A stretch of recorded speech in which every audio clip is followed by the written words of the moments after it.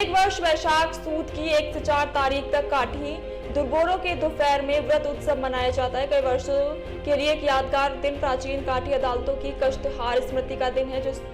3 दिनों के उपवास का दिन है और व्रत त्योहार दादाजी द्वारा पूर्व में भी की गई मदद की भावना को व्यक्त करने का एक यादगार दिन है। वर्तमान समय में भी दादाजी से हमारी सहायता करने की प्रार्थना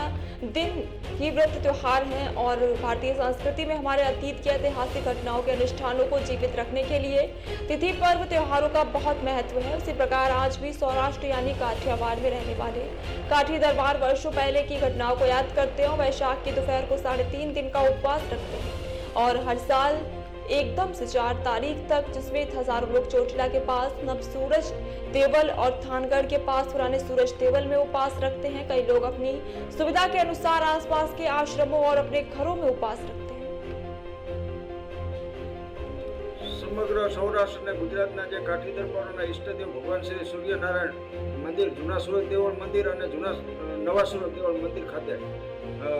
जे 3.5 દિવસના ઉપવાસ પર્વનો ચાલી રહ્યા છે, જે ઐતિહાસિક રીતે તમે જુઓ તો બે અભિપ્રાય મળે છે અને એ પ્રમાણે છેલ્લા 400 થી 500 વર્ષ અને એક અભિપ્રાય મુજબ છેલ્લા 700 વર્ષથી આ ઉપવાસના પર્વ ઉજવાય છે, જેમાં કાઠીઓ સતત 3.5 દિવસ મંદિર સામે સૂર્યનારાયણની માળા જપી, જાપ જપી અને પ્રાર્થનાઓ કરી અને સતત 3.5 દિવસ ફક્ત પાણી અને શરબત ઉપર રહી અને ઉપવાસ કરતા હોય છે। બીજા બહેનો અને વડીલો જે હોય છે એ ઘરે રહી અને ઉપવાસ કરતા હોય છે। ત્યારે વૈશાખુ એકમ બીજ અને ચોથના દિવસે આ ઉપવાસ 3.5 દિવસનો ઉપવાસ હોય છે। 3.5 દિવસે પારણા કરવામાં આવતા હોય છે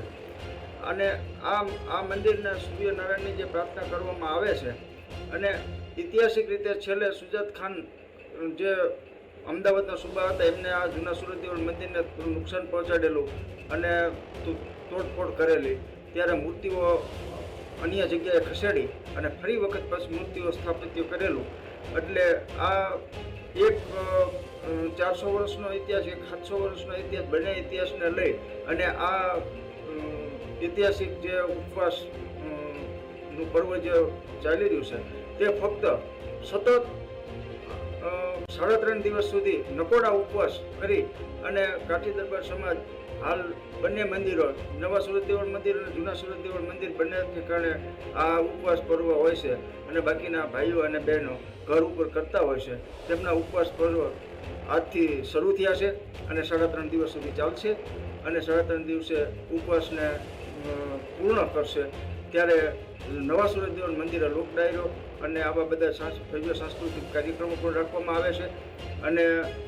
મોટી સંખ્યામાં કાઠી દરબારો સમગ્ર